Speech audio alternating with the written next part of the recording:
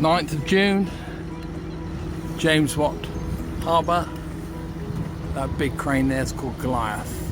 It's a preservation order on it. And we're leaving for Tarbert.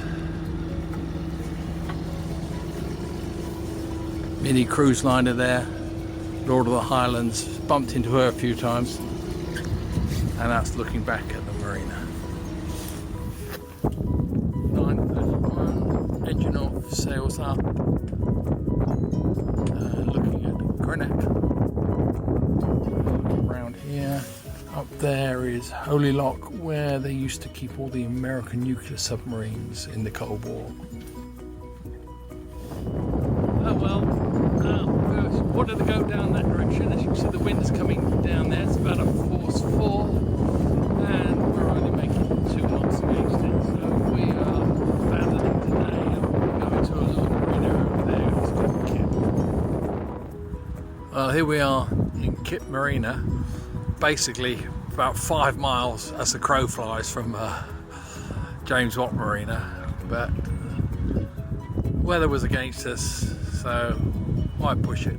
And it looks quite a nice little marina, lots of woods and things around it. Haven't tried the bar yet. Well, here we are again in Kip Marina. We've had a rush down home to sort out paperwork, talk to banks and everything, and then we had a problem with the rail strike to get back up here, but we got up before the strike. So here's DD, and the reason for the rushing around is we were forced in here by a storm last week, and we were walking along the coast the next day, and there was another yacht with just a guy delivering it, and it was this one here. And we just happened to be in the brokerage, and we gave him all our conditions. He said, "Funny you should say that. There's a boat just come in here, and it's for sale. So meet Sheer Joy." That's spelled S-H-E-A, Joy. And we are now, barring serious problems, the proud owner of a new yacht. The sad thing is, I'm going to have to get rid of DD. We're going to sell DD. Bye for now. Okay, finally got it over. This is a Yanmar 54 horsepower heat exchanger, plus all those hoses there to heat the hot water. So that's good. Fire extinguisher in there with an automatic fire extinguisher in there. It's got a little fusible bit on it. Right, so that's the engine. Behind that there's a 50 litre fuel tank. This is the port double berth. That's the stuff for the binomy and seats for outside. Hanging locker. Alright, for your clothes and everything. Shelf up there. Coming down to the nav station. Electrical panel. Charging the batteries at the moment.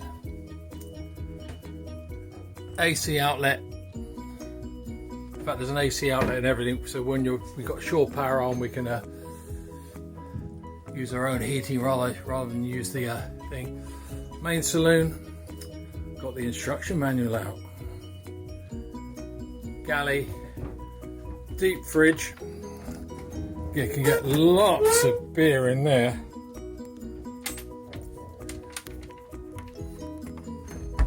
Coming down the starboard side, there's the fridge. This is the visitors' shower and toilet. And behind there's a holding tank so we can be green. I would only just discharge it there, but big old loo, it's good. Second rear double cabin. This one seems to be a bit bigger. So if you're coming here with visitors and I say which cabin you want, go for the starboard one. But it's not so much like hanging space. But you got the up there and all the bits and pieces. Right, let's get back to the main saloon. Under this cushion here is the immersion heater, or immersion heater plus heat from the engine. So in port we use the immersion heater. Under that lot there's the water pumps and electric bilge pumps with filters, which I've just cleaned out. And of course, coming back to our double sink drainer, and I don't think there you go, so it's on tap water. That there is a nice piece of kit.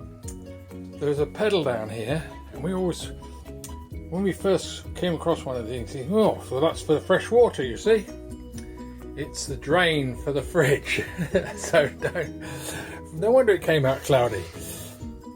So in other words, if you can wash out the fridge and then literally pump the water away. Bags of space here. Forward into the main cabin.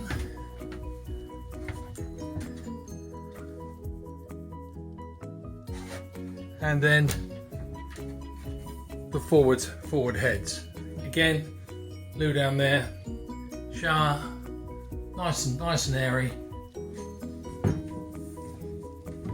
Starboard side, little bench for your dressing room, and another hanging locker. And that is about it. So, there you go. Alright, hello Peter and Jeffrey. I thought I'd just walk you around the boat. It comes with a dinghy, little 2 horsepower outboard, and you can see safety equipment stuff. Look at the wheel, it folds away so you can have a party around it. Everything leads back to the cockpit. The only thing you would have to go forward for is obviously the anchor with an anchor winch in there. Nice brand new anchor. Roller Genoa and lazy jacks. Not, are basically. I don't think it's fully battened. They won't let me roll the sail out yet because the boat's not ours. Right, carry on. On the stern, these bits here, there's a cover that goes and joins up there so to enclose the whole of this area. Obviously you don't have it up when you're sailing. 2 main winches, 1, 2. The other winch, which is electric operated. Obviously I've put the wheel in the drive position now, and there are all the instruments. So we've got auto helm, wind direction and speed and depth on there, and then do our navigation. Haven't got the chipper for this yet, so I don't know whether it works properly. Over forward comes with a nice cover. I just thrown it off. This cover goes over the wheel when you're not using it. There's the main winch and the 2 electrical jobs to actually do it. So cover put over, wheel folded away, cover put over again, coming around, mainsail winch, halyard winch, piano keys here. So we've got the Vang, which is kicking strap to you and me, main halyard, 1 reef, 2 reefs, and I don't know what the VGV is. Oh, I know what it is. It's the mainsail track. Right, coming down below.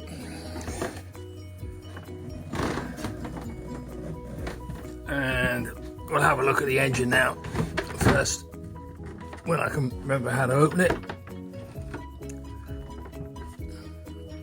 So, at the moment, we own 2 yachts. There's Dee Dee there.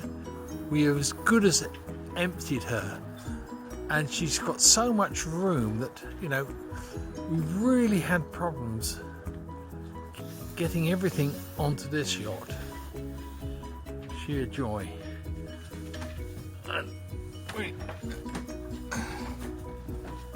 come down the main street. As you can see, the place has got things stored here and mess in here, but there's another cabin.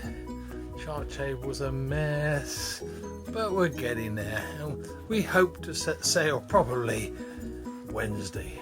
Well, you asked for it, so here it is. Here's Dee Dee. If you look how high she's riding in the water now, she didn't realise how much stuff was on board. But she's looking quite good, Nick. This is the outside. Mainsail's still on, but I've taken the headsail off. So, and she goes up for sail tomorrow. Okay. Grand tour.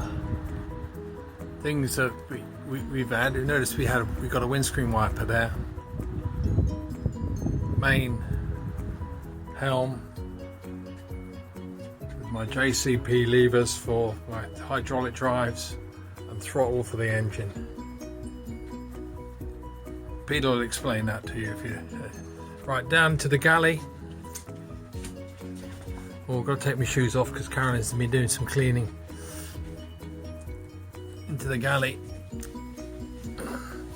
on the port side, and this used to be what we call our wet locker, but it's also got all my electrical systems that runs the boat in here. There used to be a bunk. This used to be called Phillips bunk. There's a cushion there, but we turned it into where all our oilies were. Looking at the galley, fridge is gone. French fridge finally gave up the ghost. All the storage area, and then forward to what we call Amelia's bunk now. And this has got cockpit cushions in that big bag there, and the sail there, and the storage area. Carrying on, main saloon. Recognise those speakers, Philip? Sorry, Peter, you got that. You got them for me. One on that side, still work really well. Those are the two cushions that go down with this big board here. They used to go down the middle to make a double bunk. Across to the navigation table, into the starboard hull. Remember the heads.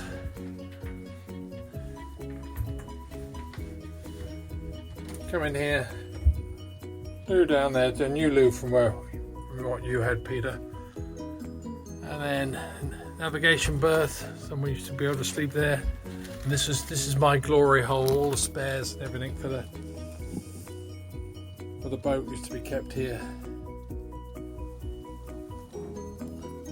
VHF radio and Philips GPS. That's staying. Into the main cabin. And our captain's cabin, if you like. Hanging locker there. Little chest of drawers that Dad made. We'd like to take these with us, but we've got nowhere to fit them, and they belong there. So that is Dee Dee. Just a PS, that's the engine we put in, 30 horsepower. That's a hydraulic oil tank, goes down to drives. One in that hull, and then over here, you can see it's a wet old day, getting rid of the water. And that's the other little hydraulic engine, little hydraulic motor there. Domestic batteries. Sails and outboard, and just it's all been cleared out, and the dinghy on the back. Up here you can see bags of storage space. This is our gas lockers for the cooking. Okay, that's the end. I'll see you down the Bertha Clyde, 29th of June. Our maiden voyage, going around to Tarbert, which we've said to you before. And guess what? We're tacking up wind.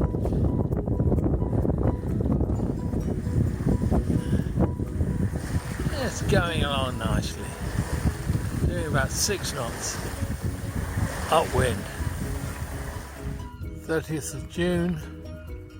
Tarbert, or East Tarbert, if I recall. A work day on the boat, sorting out the reefs and taking the Genoa down and scrubbing off all the mould that was on it. Pretty little harbour this. We'll probably stay here for a couple of days. There's other little jobs we've got to do to get her really, or basically learning all about her. I've been sending to Peter and Jeffrey on what we're doing on Sheer Joy, our new yacht. We're in Tarbert on the Mull, obviously in Scotland. We had a shakedown cruise yesterday to sort out all the problems. We had small problems with the mainsail, and also she was suffering from 2 years of the pandemic, a lot of mould. So we've been scrubbing the decks, but this is one of our favourite little harbours. As you can see, it's beautiful. It's sunset here. Little boat coming in. Finally got going up to the entrance of the Crinan Canal. So we decided to go north. Eventually, the hardware store tells us that it's going to be lovely for the next week. That'll be the kiss of death.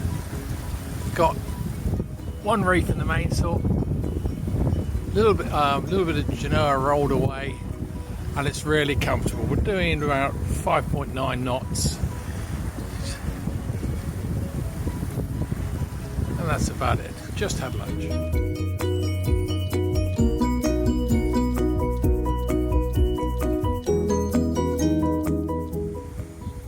Lock's filled now. It's a pretty little lock. See how far we've come up. And now the lady is swinging the swing bridge for us. There go the barriers.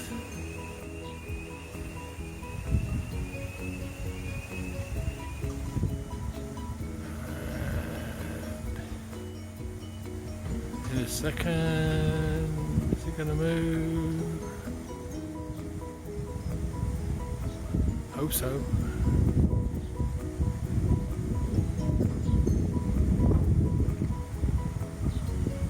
I think it's the locks come off. No traffic jam yet.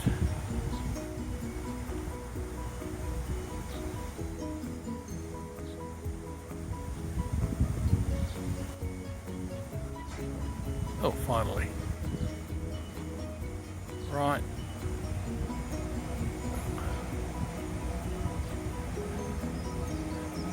There we go. I'll have to go and get ready. Last bit of the lock. It's pretty narrow here. Got a marshlands out there. And we'll be coming into Crinan itself shortly. Well, here we are, the end of the Crinan Canal. Just come through these two locks, and this is Crinan itself. Nice little basin before you go out to the sea. Western Isles are out that direction, and they gave me a good place to park. So we come around, and here we have the famous Vic 32. I've actually driven this. She's an old puffer, and if you look behind in front of her, you can just see the front of Sheer Joy. Quite interesting getting in there. Didn't hit anything. So there she is, Vic 32, a puffer. and I had to get Sheer Joy into this hole. There's never enough room in this place, and I did it without hitting anything. Fortunately, the wind was blowing me on.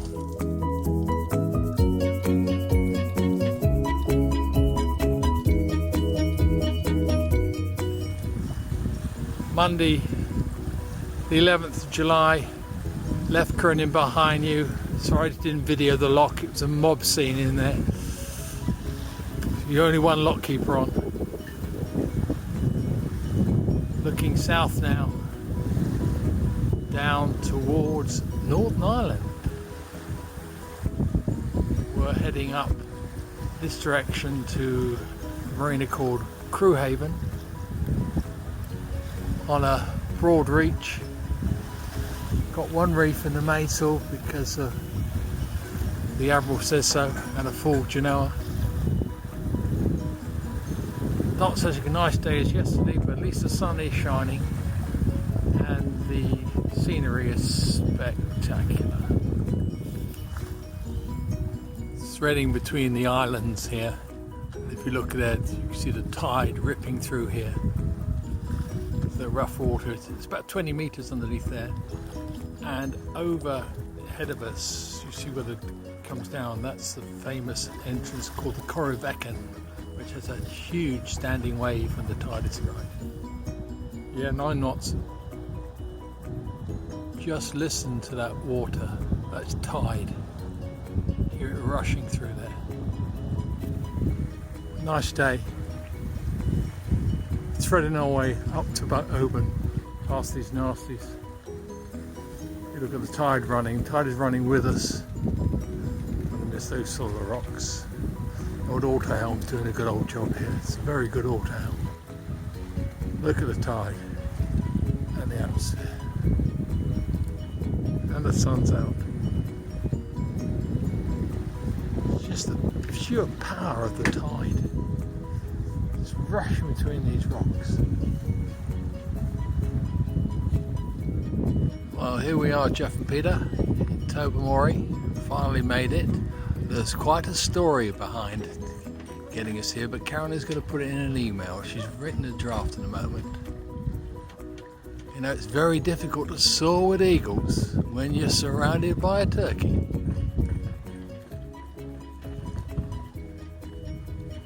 She'll give you some idea where we are if there's a webcam.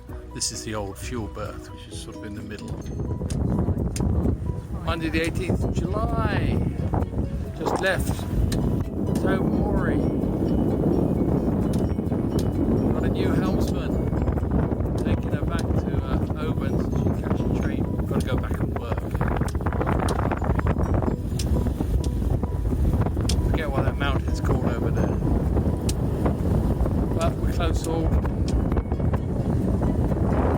Doing about 6 knots. I don't know whether you guys have noticed, but the sun is shining.